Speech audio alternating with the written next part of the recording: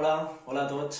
Em dic Ferran Mora i en aquestes paraules us dono suport a tothom, a tota la gent que està tancada a casa per aquest confinament. Esperem que tot passi pronte i jo, acompanyat de la música, us deixo amb la meva interpretació de La Muixeranga. Una abraçada molt forta a tothom.